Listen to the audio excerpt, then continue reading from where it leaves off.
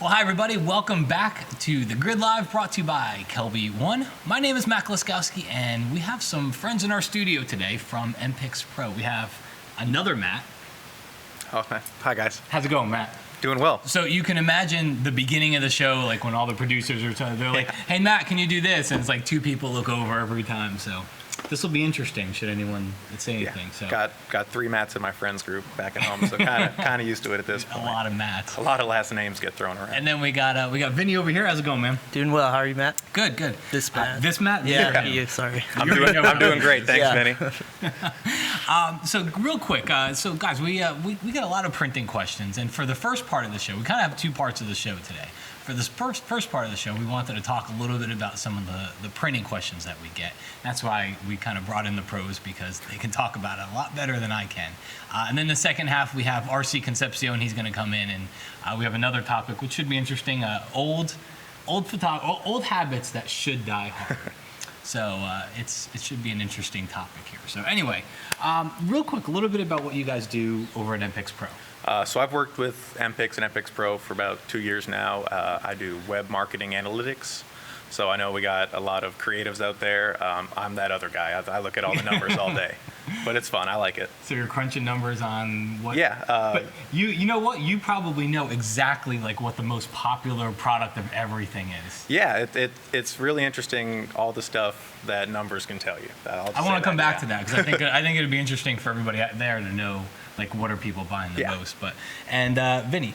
Yeah, I've been with Impix for a little over 3 years, actually. I've done a little bit of a lot of things. Actually, first started off on the production floor, so I've seen millions and millions of photographs and touched millions and millions of photographs.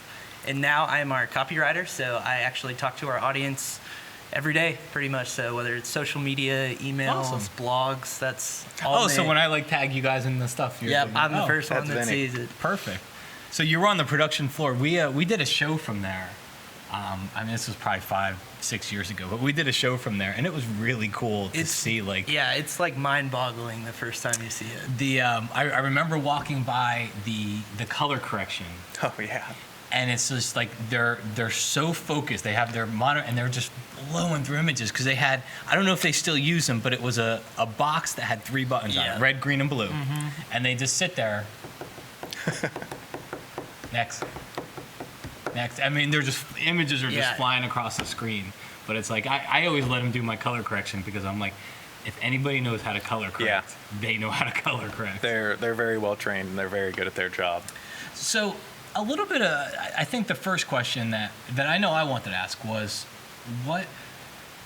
who's doing a lot of the printing today at a photo lab? I mean, because I know you have people printing keychains and 8x10s and 5x7s, but there's a lot of other products on there. So is it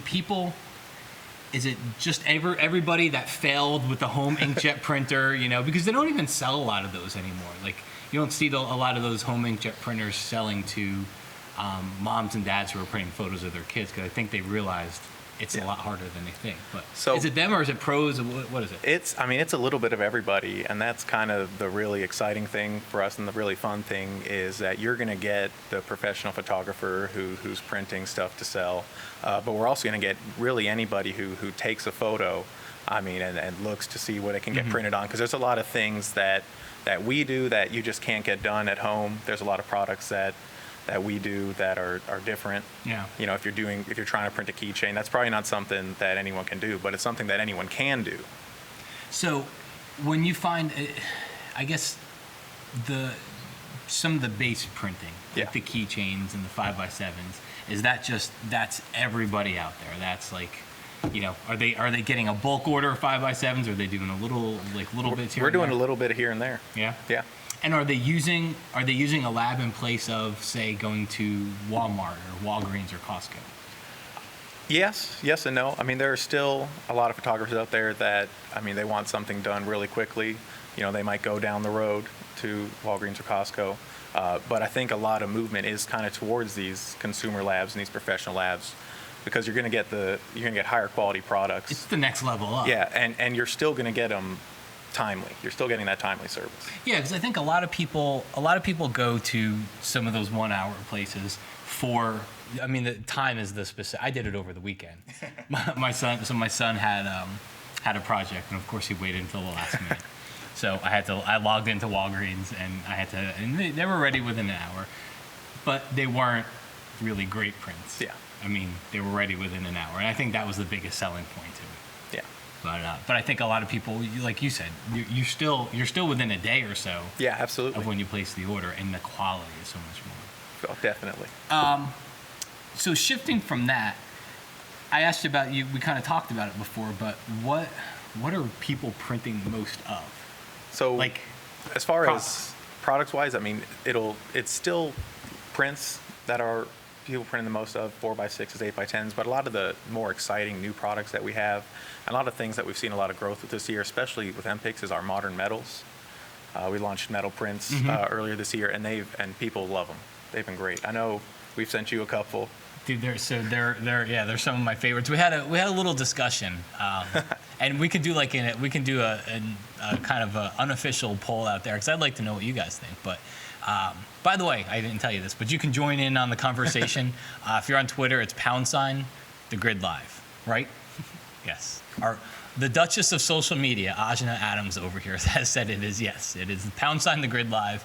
And then, of course, if you're in the comments and the live blog feed, you can see it there. But because you had two kind of metal prints. You have the high glossy metal prints. Yeah. And then you have the kind that are like brushed. Yeah, so with MPIX Pro, we have our fine art metals, which are it's a brushed metal texture, which I really like, because I kind of like that classic canvas look that it gives. But we also have what's called our vivid metals, and they're more of a vibrant finish. There it goes. And the phone goes. We talked about how the phone would go off. And I know that's what Vinny really likes, and what you saying that you really liked as well.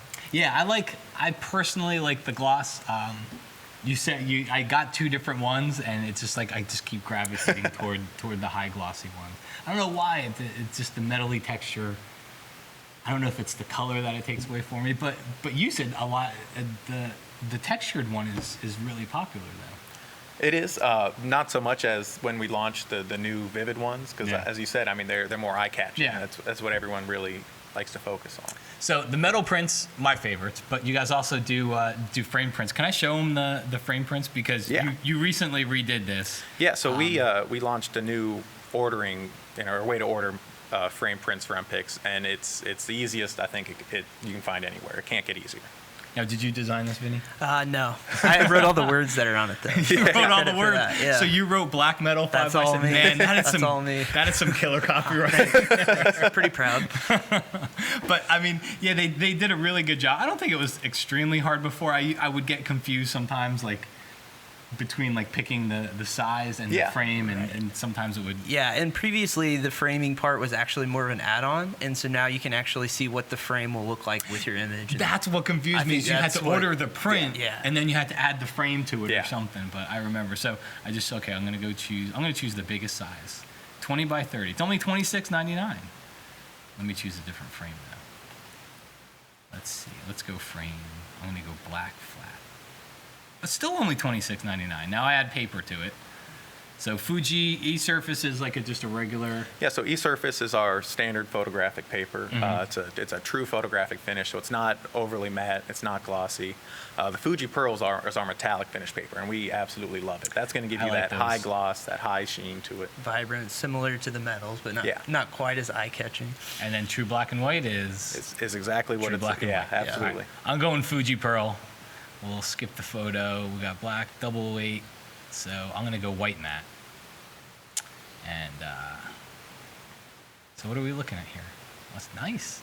So that's when we add the photo. So you're looking at 160 for the frame, everything. Yeah. That's cool for a 20 by 30. Yeah. So we talked about this. So I think one of the biggest things, because we talked about this before the show, and it kind of goes to people that are printing. A lot of people print at home and print their own inkjets, and I print my own prints. The problem is when I give that print to somebody, you have now given them a reason that they need to now go out and spend $100-some to buy a frame. And $100-some is actually cheap. I mean, if you're really going to go out and get it professionally framed, Yeah, you're get it probably matted. looking at It definitely. matted, the whole thing. You're probably looking at a lot more than that. But it is. It's like a catch-22 because it's so nice to give a print to people, Yeah. but it's not the finished product. Yeah, a friend of mine actually did the kind of that same thing earlier. He had a poster that he wanted to get framed and matted, and he went to a store to do it. I'm like, dude, come on, like you know that we can handle this. And of course he didn't get it for a week later, and he was talking about the price for it, for the next week. No, I think that's a big part of it because to kind of take this to, I think probably a lot of the people that are watching the show is, I think we have people that shoot for themselves. They're I don't even want to say hobbyists, but almost like advanced prosumer hobbyists. But I think we do a lot of shooting for ourselves because I know I like to put the pictures up in my house, but I think they're also kind of dabbling in doing some projects for other people. Yeah. And so when you do that, we had Moose Peterson on here a couple weeks ago, and aviation. I love that, by the way. I absolutely love that. So one of the things said is somebody asked her, like, how do you get into this? Like, how do I get out there to get these people to let me photograph their plane so that I'm not paying $1,000 for gas to take a plane up? Yeah. And Moose said, you got to give them a print. Take something. If you have the place, take a portrait, whatever it is, but give them a print. And I think there's a lot of people watching that are kind of dabbling in not necessarily being a pro, but almost moving toward that pro space where they're doing a couple of projects, and you want to get more projects. One of the ways you can do that is by giving somebody a finished product. Absolutely. It's one thing to give them a print, but it's another thing to give them a framed print that they can hang on their wall. Or a lot of the stuff, the standouts, and a lot of it, you could just, you can stand it out on a desk, or you can hang it on the wall. Yeah. All right, so we got a couple questions. Let's see here. So Fireman32, so I would like to know some tips for calibrating your monitor with your printer. So you guys have an option for MPIX. Yeah, so with MPIX, we can color correct your files for free. And basically that's that color correction department we were talking about earlier. And at no cost to you, they're going to look at every image that you send to us and optimize it for color through our printers. And one of the reasons that's great is when you get that final image back, that's guaranteed by us to you through MPIX. So if you don't like the color, just let us know, and we're really going to try to send you that final product and work with you. Cool. And then let's see here. Shar Matinsky says, so this is a good question because I wonder this myself. I don't know if you guys get asked this. I love shooting 16:9, kind of a widescreen format. But I have a very hard time finding anyone that will print in that ratio, especially on metal. So, do you guys hear that a lot? Because like 8x10 is not the size that comes out of our camera. Right. Definitely, and we do hear that, and we've talked to a lot of our photographers on different ways that different sizes products that they're looking for, and we can do custom sizes with MPIX Pro through our prints, right, and try to make it the best. Get close. Yeah, get close as we can. A lot of the materials, though, they're hard to come by in that size. Mm-hmm. So for us, even, and so So that's a big part of it. All the materials are still based on like 8x10 and some of the other aspect ratios. And metals are still a fairly new product for us, so that kind of feedback is awesome for us because we just kind of go out of our own way to see what are the most popular print sizes. So we're automatically going to make those available in metal. But then when we get those kind of requests for different sizes, that's instantly, the more feedback we get, the increases the likelihood that we'll get some additional sizes. All right. So let's see here. So John Mason says, so does MPIX do acrylic prints? MPIX does not. MPIX Pro, we do offer acrylics. Okay, so you do on the MPIX Pro side. We'll talk about that in a second. Yeah. I think that's a good place to kind of finish things up. And then we got one more question here. So Steve, I know how to get my colors right with managed color systems like X-Rite and Spider. What is the best practice of getting brightness correct? I mean, I can jump in and give them what I do, which is, so one of the things I do is in Lightroom, they have a little print brightness slider. And they do it just because of that, because all of our screens, they're all backlit. So that's got to be probably one of the biggest things you hear. Somebody gets their print, And it's a And so little it's dark. too dark. Yeah, Yeah. it's just a little dark. Is one of the and things. it's just because when it doesn't have a light behind it. Yeah. So one of the things you can do is inside of Lightroom, there's a little print brightness slider in the print module, and then you can save it as a JPEG, and then that's what you'd send to you guys. Yeah. The other one would be in Photoshop, just Command or Control J, duplicate the layer, and then drop it to 20%, change it to screen mode. So it just kind of adds a little bit of brightness to it. Let's see here. Joseph, last one. How does MPIX know what colors we intended artistically? We train our color professionals to recognize artistic intent. And so if there's a brush texture or something you want to put on it, if you're trying to kind of brighten up backgrounds, they're not going to mess with that. They're just going to make sure that because their monitors are consistently calibrated to our printers, that the image is going to be bright enough when it comes out. And then that's something that we can always work with photographers with. Yeah. Is that if you're telling us, you can tag an email along with your order, say, hey, I really meant for this to be this way. And we'll look at photos, and a lot of times we'll even send an email up that says, hey, did you mean this? And we're just constantly trying to communicate. I would think and I think a good example of this would be, like, there's a lot of people, you take a sunrise or a sunset shot, or even a lot of portraits you see, like they warm the crap out, like they crank the temperature slider up and they put a glow on everything, and it's got a really warm feeling. I would assume when that comes across the color calibration desk, that they don't realize, oh wow, this person screwed the white balance up, that they realize that was probably the artistic intent. Yeah, and they can also, because there's a difference that you're going to see in those portraits other than like some of the photos we get are going to be family photos. Yeah. And so if you recognize the image is probably coming from a photographer, then I think they might give a little more leeway to the effects. It's just making sure, though, that the final image comes out, it doesn't come out dull, comes out bright, comes out looking great. And I think one of the things that I usually tell people with that, because I get them, people ask, do I have them color calibrated? Which is, if that's your style to do color effects, don't check Yeah. the Yeah, color exactly. calibration box, because you're kind of doing, that's your style. Yeah. If they're coming straight from the studio or something, like you said, a family portrait, you kind of know, like, you just let them do the color. But Yeah, and that's kind of, I think, a good time with MPIX Pro, which is one of our other labs. We don't do color correction as a standard. yeah, so what's, okay, Yeah. we got MPIX, we got MPIX Pro. Okay. Who uses which? Vinny, you want to start? Impix, honestly, is you're basically anyone with a camera. We're in an exciting time. Obviously, we're all taking way more pictures now than ever before, which is amazing. But I know you're talking about breaking old habits. We want to make sure people are still printing. Our biggest fear, it honestly wakes me up at night sometimes when I start feeling really inspired about what I want to say to our Impixers, is that I don't want people to look back and have kids that are 30 and 40 years old that don't have a box full of photographs to look Pictures of through themselves. and have to go find some random hard drive that who knows if it'll still be compatible with something 20 years from now. And No, there's it's- still, like you were saying with Moose, there is something that gives you the best feeling in the world when you hold a photograph.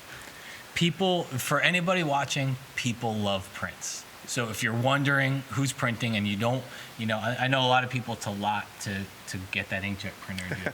People love prints. Yeah. And there's no substitute for it. But I agree with you. You don't want our kids to say that they don't have any pictures of themselves.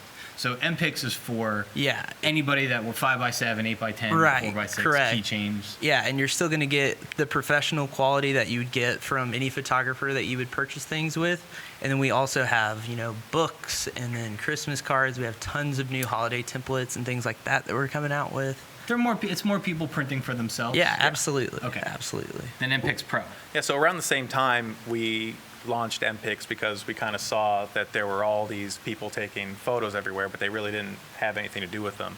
We also knew that there were a lot of people who were trying to become a professional photographer and maybe didn't know the right steps to take or maybe didn't know what to do. So we launched MPIX Pro, and what MPIX Pro is it's really a professional lab that caters to that emerging professional photographer.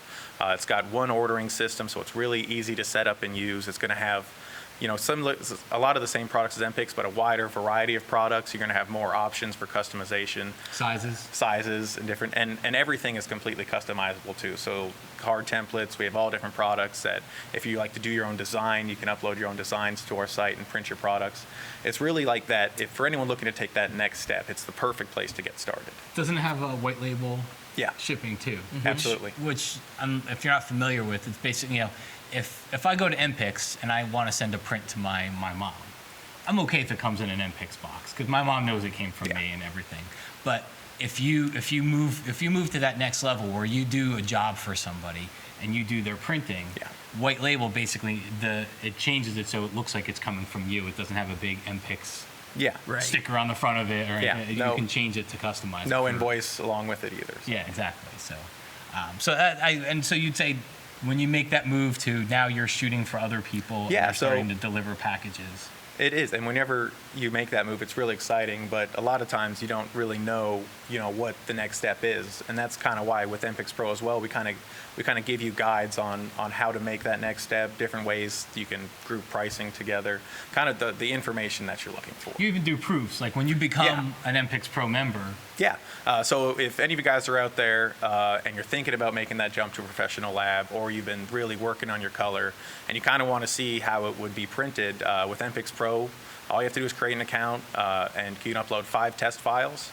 And we're going to FedEx you 5 free prints, 5 8x10 prints that are completely not touched, just printed by us. We're also going to send you 5 color corrected prints to kind of show you, what our color correction service can do. Okay. That's because color correction is an option through MPIX Pro, but it's not the main line. Awesome. All right, so mpix.com, mpixpro.com, that's where they go? Yeah, that's where we're at. Cool. Well, guys, thank you so much. I think there's a big sign up there that says break, so I'm thinking that they want us to take a break. John did ask, is MPIX US based? Yes? Pittsburgh, Kansas, right? Pittsburgh, Kansas, and Columbia, Missouri. Awesome. So thanks so much, guys. I know a lot of people had questions. Yeah, thank you. You guys helped out. Guys, we'll see you back here in a second, and I'm thinking we might have an RC that magically appears on the set. MPIX Pro, the full-service online photography lab, helping you grow your business with pro-quality photo products and stellar services. Get started at mpixpro.com. What kind of a person could stand shoulder to shoulder with soldiers on enemy soil and reach for a camera when they reach for a gun? What kind of a person can hold a camera to their eye and press the shutter button in a place where violence and crime is so rampant, each frame they take could be their last? Why would anyone choose to spend 4 years in the Scandinavian tundra just to tell a photographic story that's never been told before? Danger, extreme conditions, and tough issues might be enough to scare off most photographers. Now, meet the unstoppable women who run in when others run away, who press on despite overwhelming odds, whose images tell amazing stories. In a brand new series you'll see only here on KelbyOne, these ladies share their stories of dedication, loss, and how they faced fear head-on, camera at the ready. These are trailblazers, powerful women of photography. It's a series you don't want to miss right here on KelbyOne.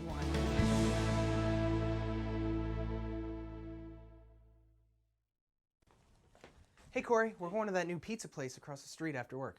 You in? I really wish I could, man. I'm under deadline with this book. I gotta get it done. You're a machine, Corey. You're a machine! Well, you have no idea.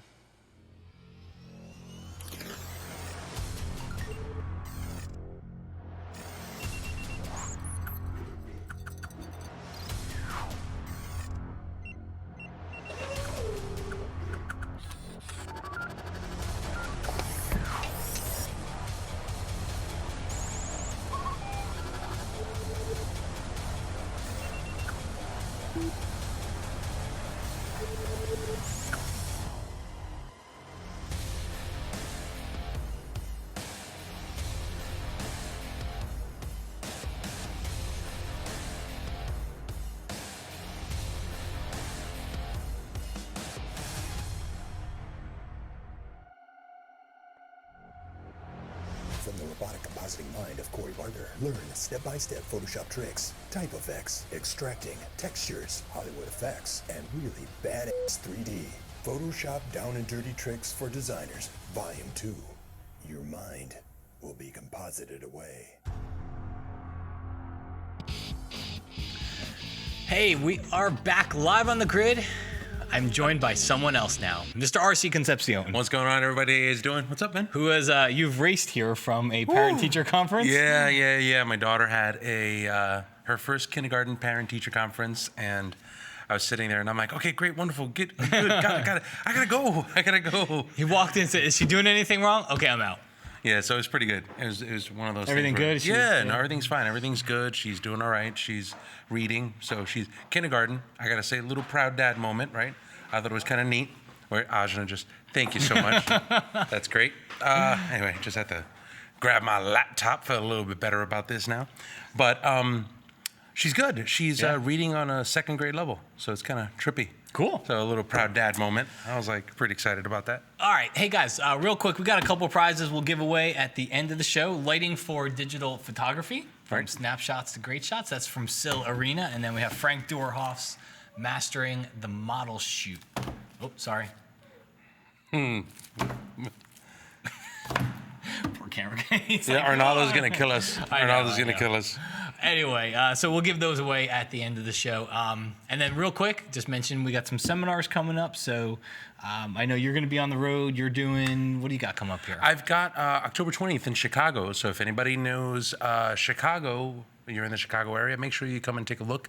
Then I have that, and then I have Los Angeles on November 7th. If you want to follow all of those cities, make sure you go take a look at the KelbyOne.com There we go. /live. They're up on screen. You get to see all of the dates there, right? You've got a couple dates coming up, I believe. Yeah, Colorado, Philadelphia, and San Antonio. So Scott's actually going out to the UK. Scott's going to the UK. So, like you said, best place. Check it out over at KelbyOne.com /live. /live. Now, All right. this actually started from our friends Ken and Elise Falk. We were sitting there. Yeah, we have to tell the lead up to this. Right. So we're sitting around and we're like, well, what are we going to talk about? What are we going to talk about? And at the end of the day, I came in with a story. And That's was right. it Elise that said?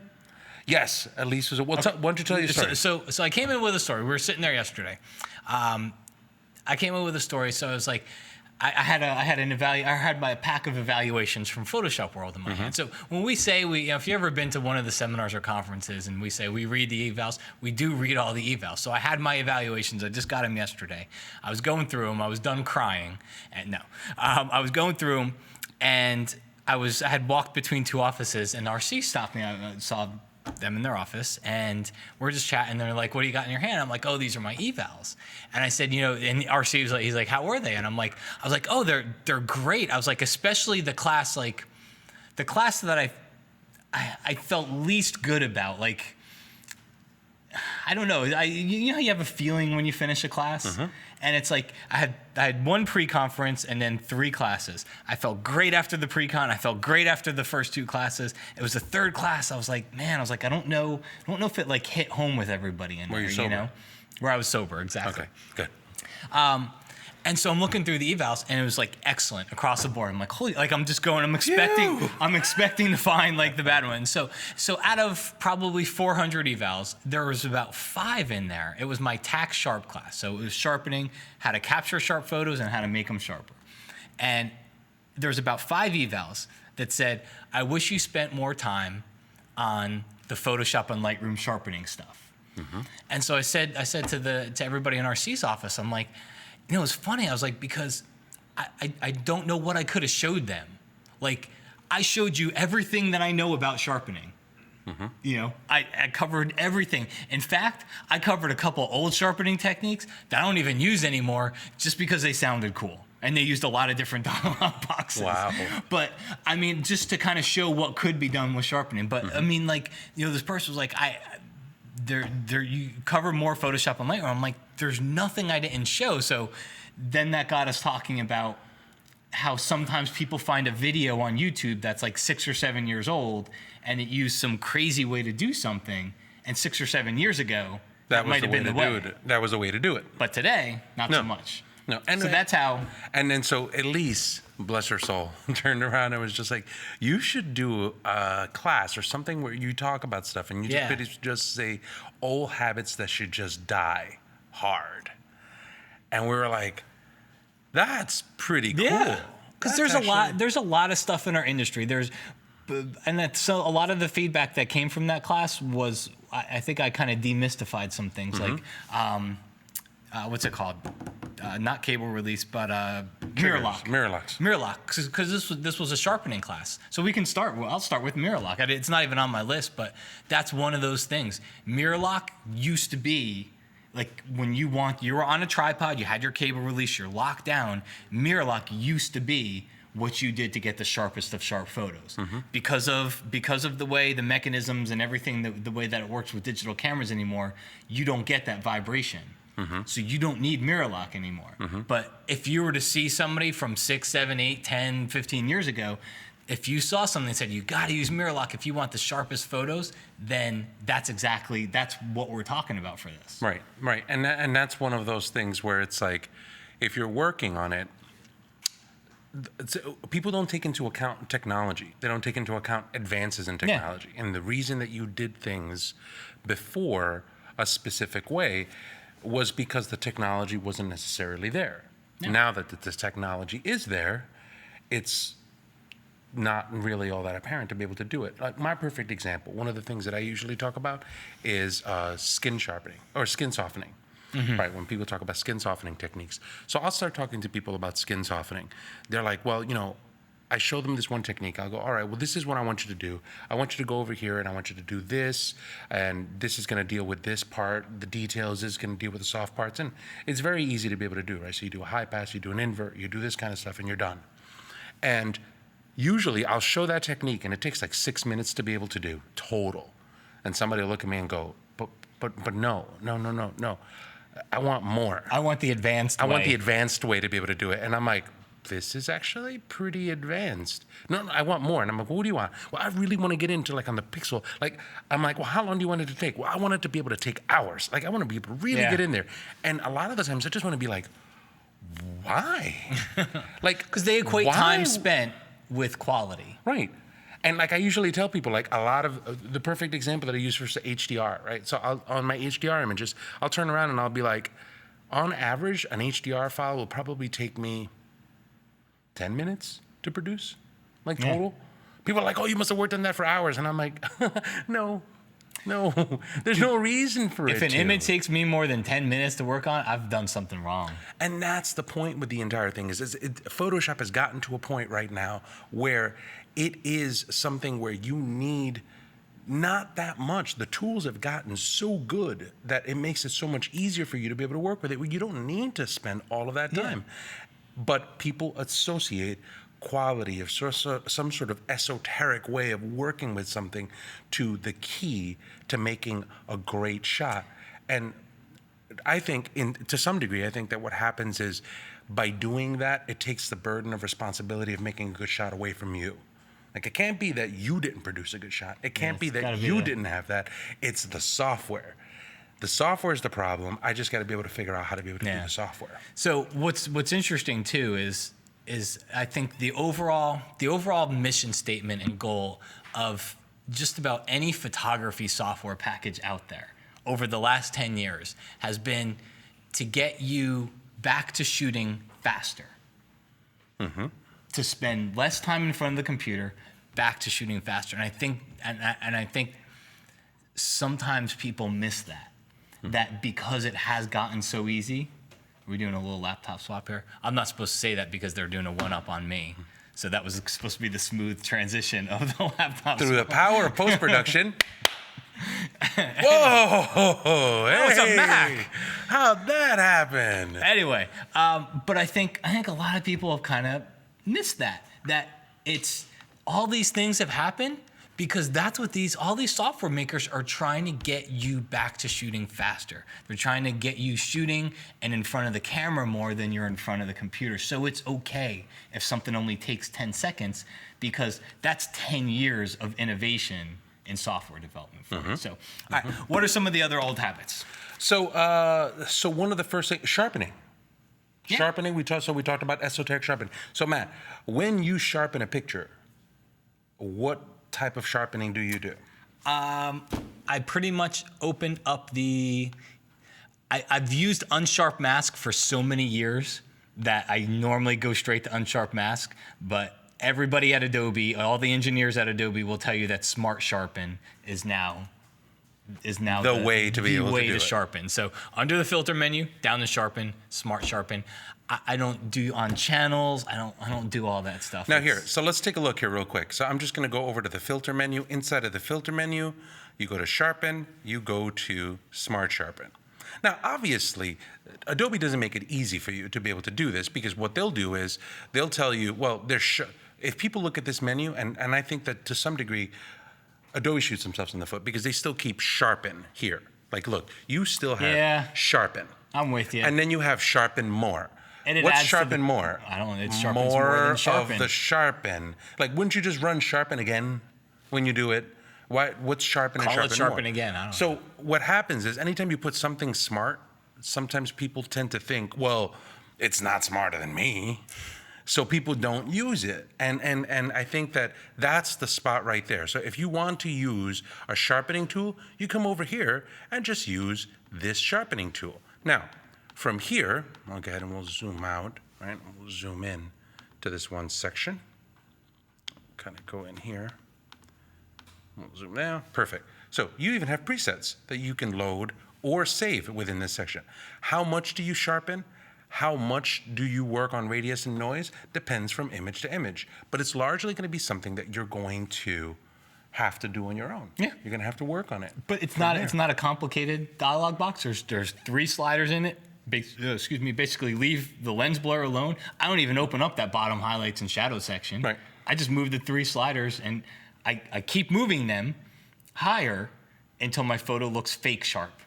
And then when I start to see glows around things, then I stop. Then I go back. And you kind of come back a little bit. So Tom asked, if your image is tack sharp, do you still sharpen? Absolutely, Tom.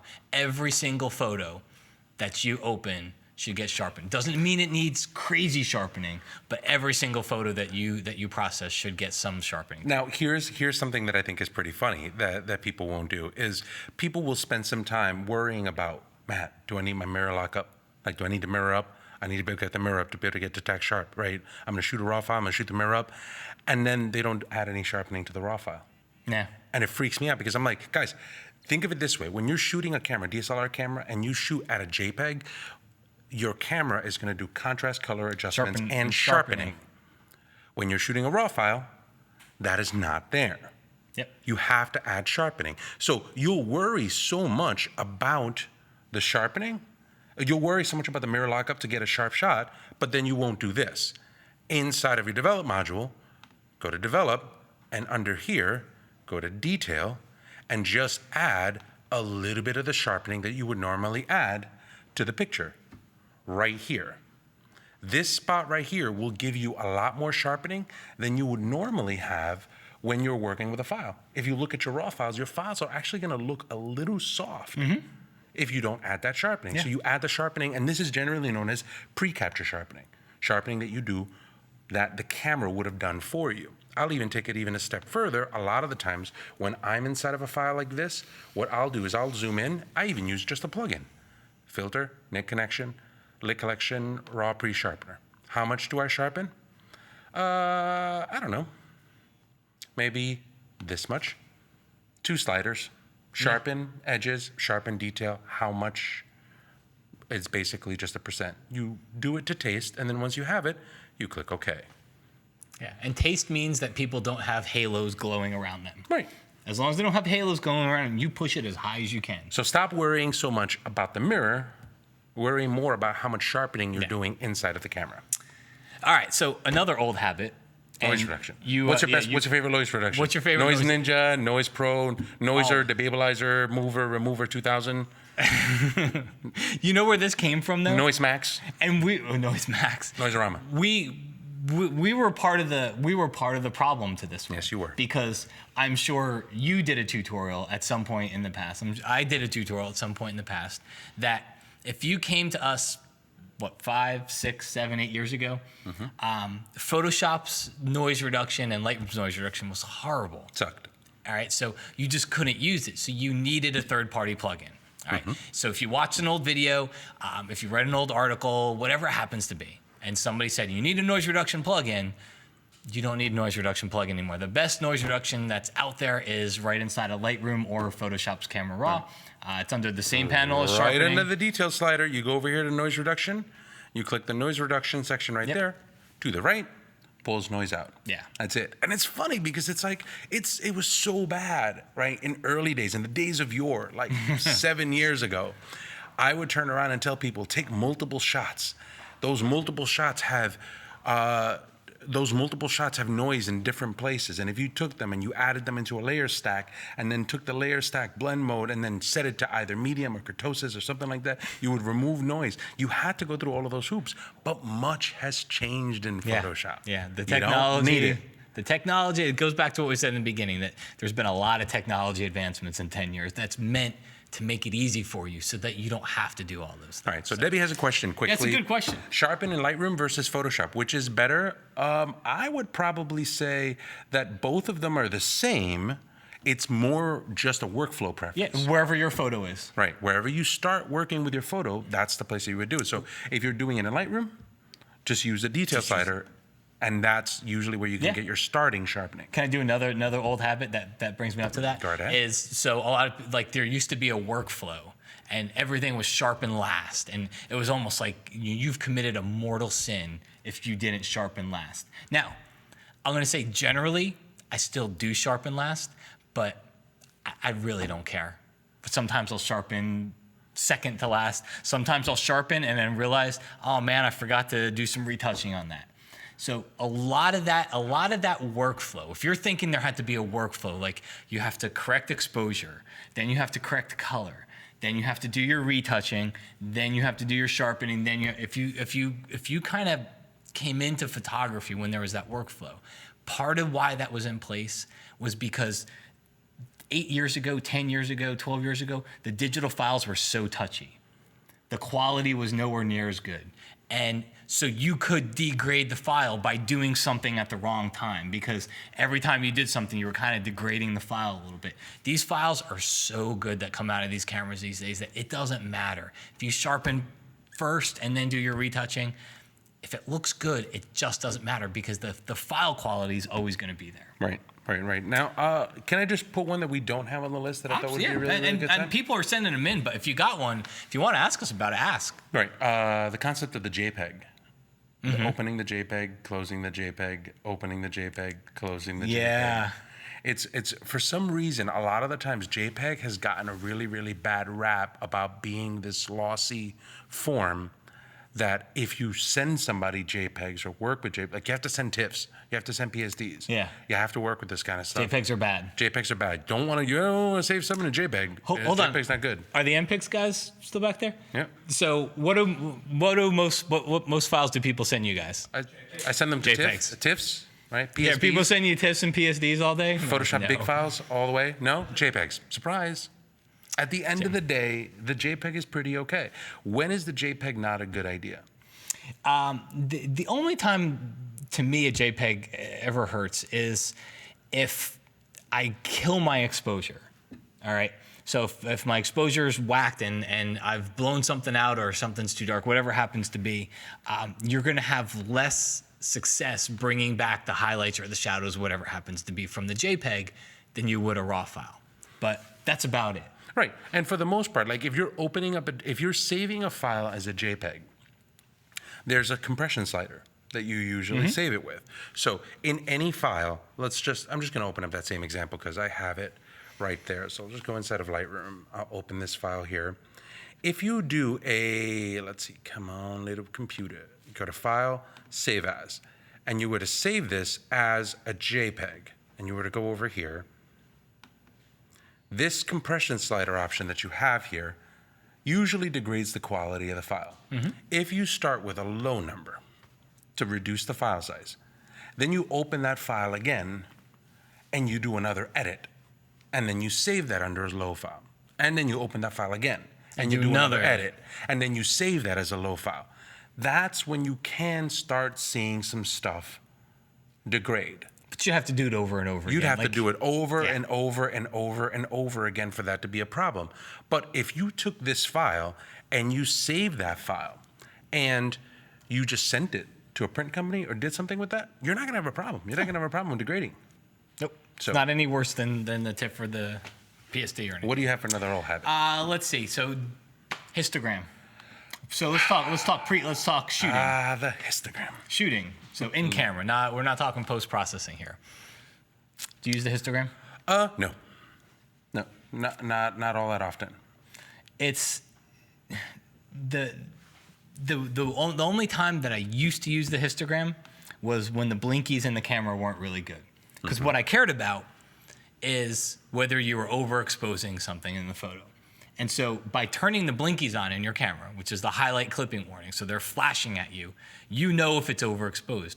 The histogram doesn't tell me anything else. That's all you really need to know is, did I overexpose part of the photo? Other than that, there is no right histogram. Like, every histogram is going to look different. So I don't even have the histogram on in my camera. And any classes that I teach, I just tell them. Now, do you use the histogram in post-production? I don't use the histogram in post-production, but what I do here, I might have to pull up a photo to show you what I do. I don't use the histogram, but what I'll do is under the develop module, because what we're really looking for. Mirror to 1. Am I not already? Yeah, mirror to 1. Here, I'll go. Are you on? Because you'll kick me off if you go to 2. Well, she told me to go to 2 earlier. Okay. Oh no. So the histogram, you got your highlights, you got your white point over here, you got your black point over here. And what you want to do is you want to make sure, for the most part, you have a white and black point. So I close the histogram and I just hold down the Option key on the Mac, Alt on PC, and I click on the white point and I drag it. And when I see some specks, then I got a white point. And then Option or Alt click on black, drag it to the left, and then I got a black point. That's essentially doing what you would look at the histogram to say that you needed to do. Right. But you're just doing it in a more visual way. But capture process, the histogram I don't even ever show it on my camera. I don't need it. You know what I use the histogram for me? If you go right here over in Lightroom and I'm looking at it, if you hover over these sections, I'm sorry, I'll just switch to 1 here so that we have it. In this one section, if you look here on the histogram, if you hover over each of these sections, it'll show you where the problems are for most of these. Like right now, I'm looking at this image and it looks like it could suffer from a little bit of blacks. A lot of the times, rather than using the sliders, I'll just come over here and I'll just grab it and drag it. I'm like, okay, there you go. Now I've added some blacks into this one section. I've got some blown out whites. I'll just grab that and I'll just move that over there, and that's it. Yeah. It works out. It's and it's kind of 2 different ways of doing the same thing. It's the exact same thing. All right, so there's a big break sign on our screen telling us that we need to take a break. If you guys got any old habits, things that you're not quite sure about, go ahead and post them in the comments or on Twitter, and we'll grab them. We'll see you back here in just a minute. Here at KelbyOne, we're launching an innovative new tool for beginners called Beginner Start Here. It'll lay the foundation needed to understand your camera and walk you through how to capture beautiful images.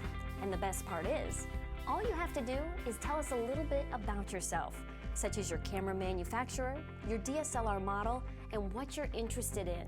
And we'll design a custom curriculum to help you take your photography to the next level. It's that simple. It's the perfect way to learn at your own pace, on your own time. Plus, with a subscription, you get access to our online training wherever you are, so you can replay specific clips or even repeat the entire class if you'd like. We'll take you step by step, right through the process, so you can start taking good images in no time. And as you grow, we have a huge library of classes on all different kinds of photography techniques that can help you take your photography beyond the basics. So if you're just starting out and itching to turn that mode dial to something other than auto, then this is for you. And we're passionate about teaching you how every step of the way. Start here at KelbyOne.com today. Hey guys, we are back live on the grid. Some new KelbyOne classes this week. First off, we have Scott's travel series from Paris, and last week we had an inspirational business interview with Mike Kubasi. So 2 things you got to check out there. If you haven't seen the travel series, it's basically I think you're with Scott on the Paris one, where you're kind of just asking him questions and he's going over some travel tips for if you're going to Paris. So he did Paris, he did Italy, but we're going to do some other ones. So I know I'm going to do some like Moab and Mount Rainier and some other places, but I want to do one on Pittsburgh, Kansas. Pittsburgh, Kansas. That's what I want to do. And we have the guys here that can do it. That'll You hook do a us good one up. from New York. Yeah, dude, I'd love to go do a New York one. That'd be cool. So That'd be cool. I think you can. Yeah? You should. You think so? You think they'll let me? I bet you sure could. hope so. All right, back to our topic here. So old habits that should die hard. I'm going to go with another one, using channels for selections in Photoshop. Oh, yes. All right, so I'm not going to spend a lot of time on this one. I'm just going to tell you that the quick selection tool, along with Refine Edge, has pretty much eliminated the need for channels for selections in Photoshop. Now, if you're a designer, there's a lot of other things that you could use channels for, color things and whatnot, but when it comes to selections, just trust me, the quick selection tool, Refine Edge, the way to go. All right. So Pete Kazmala just finished putting it in. He said, habits that need to die, tone curves. Yes, tone curve. But see, and a lot of that stuff goes from a standpoint that Lightroom and Camera Raw was not able to do the stuff that it could do, let's say in things like shadows and highlights Today, that it yeah. couldn't do. Today, yeah, a lot of the times you could prior to the new process versions, you needed to do tone curves to be able to bring up some of that, to recover some highlight details, to be able to cover shadow details on specific zones. Yeah. Now you don't necessarily have to. Curves in general. Curves in general are, unless you have this super special effect in Photoshop where you're going into the channels in the curve and you're doing some way different things for a special effect in Photoshop. Unless you're doing that, you don't need to use curves. There are better tools for it. All right, everything under the basic panel in Lightroom or Camera Raw.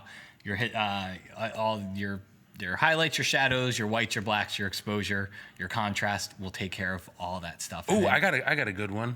The old habits die hard. You need to have a Mac in order to produce great pictures. Dude, that's a good one. I didn't think about that. Right. A lot of people still think that too. Which one would you use? Which is better, Mac or PC? A lot of the times people are like, well, in order to be a graphic designer, you need a Mac. And I'm like, you know what? You used to.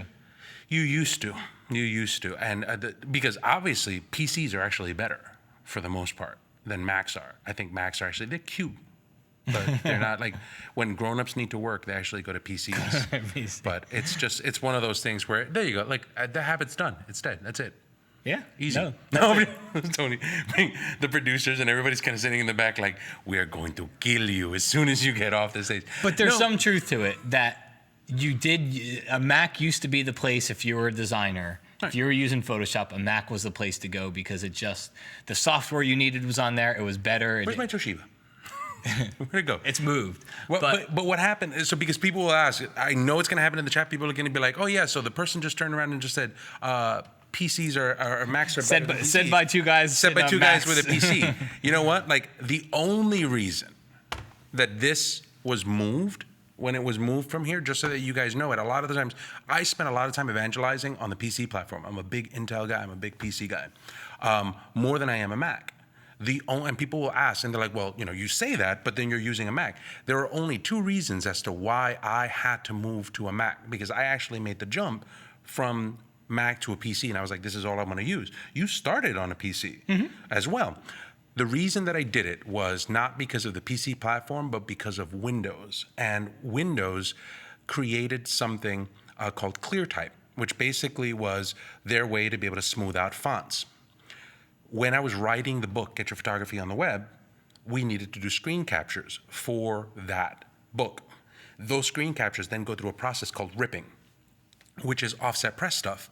When they ripped anything that had to do with that anti-aliasing for the fonts, it was horrible. They couldn't do it. So they had to actually redo every single screen capture that I did on the PC. And the editorial team wanted to kill us. So they said, you don't have that problem on a Mac. The second reason that we did it is for what you guys are seeing here. Moving back and forth for most of the stuff that we're doing on the show, we use Apple TVs. So we connect via Apple TVs to TriCasters so that you guys can see what we see there. So in that space, what happens is you can't connect through an Apple TV here, at least not normally. So whenever I'm doing something that's tutorial based or screen capture based or writing for magazines or showing stuff on shows, the only thing that I have available to me to do that is a Mac. But by and large, I think that there's a very, very big stereotype that you need to be able to use a Mac to produce great work. And I've seen people with really expensive Macs that work just sucks really bad, and people that produce amazing work on PCs. It's really not an issue. No, it's not. So Karen asked in the chat. She said, so all photographers I see use Macs. Why? I think I can tell you why. So years ago, if you used Photoshop and you were a designer, because before digital photography really hit mainstream, most of the uses for Photoshop were in the design world. If you used Photoshop and you were a designer, everybody used a Mac. It's like you bought Photoshop, and if you didn't have a Mac, you got one, because that's what every designer in the world used. So what happened is as photographers started migrating over to Photoshop, what did they do? They would ask their friends who had Photoshop, and everybody said, "Oh, you need a Mac. Oh, Photoshop runs on a Mac. You gotta get a Mac." And then so photographer after photographer after photographer got a Mac, and it exploded from there to where every photographer you see has a Mac. I don't want to say every, but a lot of them. And why? It's just because that's the way they used to do it. And photographers started because designers were using it, and designers were using it because of font management. Yep. For the most part, it was just font support. And now, OpenType from Adobe solves a lot of that stuff, so there's no problem. People argue things like viruses and things like that. One of them is which I will argue. But here's the thing: don't search for porn. No. Don't search for porn. Don't try to download music illegally. I only search for porn once a day. I put my virus protection. I meant one in a very general sense. If you don't search for porn, one will be okay. I got one that I think's gonna get people mad. Please don't say porn. Porn is no longer needed today. Okay. God, good. We're gonna get in trouble, aren't we? Yes. Luminosity masks. Oh God. Luminosity masks. So there's this resurgence in luminosity masks. And I think it kind of goes back to the craft of editing a photo. Like you were saying before, people think it should take a long time. Luminosity masks take longer to use. You're really getting into the nitty gritty of the photo. You're doing complex selections, and it really feels like you're crafting your photo. I'm totally okay with that. I can appreciate that process, and to me, the post-processing process is just as important as somebody before said. It's if something about getting it right in camera, then you don't have to do the post-processing. I disagree. I don't try to not get it right in camera. I like post-processing. A lot of people like the artistic side of dodging and burning and doing those things. If the craft of luminosity masks, which basically, if you don't know what a luminosity mask is, it selects highlights, it selects shadows. It's a way to work with highlights and shadows in different tones in the photo. If you want to do the craft, have at it. Just understand there's highlight sliders, there's shadow sliders, there's whites, there's blacks, there's contrast, there's clarity. There's all these tools that will help you get what luminosity masks will do for you. So if you want to use it because of the craft of editing a photo, have at it. But and then I'm going to say this because I think that there are some instances where using luminosity masks are essential. Like I know that people use luminosity masks if you want to be able to control tonality on an individual color basis. Like if you want to take the shadows of a red and make them darker, or the highlights of a red and make them brighter. And you can do it greens and do it on a per color basis, it's fine. But those cases are a lot of the times fringe cases. Yeah, not we're necessarily talking the overall general case. But it's almost kind of like the equivalent of I'm going to go out and I want to be able to have myself a nice salad. So in order for me to be able to do it, I'm going to go to a tree, I'm going to chop out a piece of wood, and I'm going to whittle myself a fork. It's like the equivalent of that. It's like you don't have to go through all of the stuff. Yeah. The people, and to cover another one, somebody had said the fact that in order for you to learn a camera, you need to be able to learn it in manual mode. That's a habit. You have to learn manual. Somebody wrote that up on screen. You have to learn manual in order for you to understand the camera. And I'm like, the only reason that the people of the days of yore created or used manual is because they had to use manual because Yeah. they didn't have anything. Yeah. They didn't have screens. So a lot of the time, that doesn't teach you composition, doesn't teach you creativeness, it doesn't teach you mood, it doesn't teach you exposure. All it teaches you is that if you look at a sky, you can go, oh, well, at f8, that's probably going to be 3/20th of a second if I'm shooting 400 ASA. You're not shooting ASA, you're not shooting 400. Your camera can actually take more than one picture. Yeah, you know another thing that should die hard is speaking in stops. Like, you see somebody look up, oh yeah, that's 2 stops slower than that. Like, really? Just take the picture. Take the picture, Einstein. Go ahead. Somebody else wrote in there another habit that should die hard: photographer's vests. No, don't say that. No. I didn't say it. Somebody in the chat room said it was you on suck. your computer. Where is it? Who am I going to say? Who said photography vest? Photo vest. Oh, Just wait. scroll down Rick here. Springfield 3. All habits should die. That should die. Photography vest. No, don't say that. Okay, let me just tell you why. I'm going to New Mexico.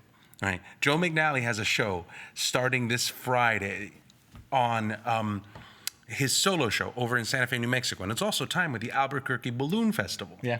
So I'm going to do the show, which I'm really excited about. Make sure you go to Monroe Gallery and check it out. Go to Scott's blog. He also has a thing on it.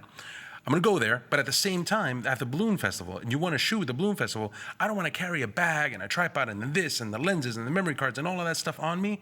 So you know what? I'm dusting off that photo vest. I'm going to wear it. I'm going to look like a fat commando from like... You're it's going to a look like fat Arnold Tackleberry. Schwarzenegger. You're going to look like Tackleberry from Police Academy. I'm going to be like the photography version of Kool-Aid Man. I'm just going to show up like this. Oh, yeah, I got it all hooked up. So somebody writes in, photo vests work great when I go whale watching, no time to run inside. Hey, you can... Hey, people are going to be whale watching. Here he is. He's trying to take a picture of a balloon globe. You could say they work great, but... No, they should. They should stay. They should make them cooler, but I don't know.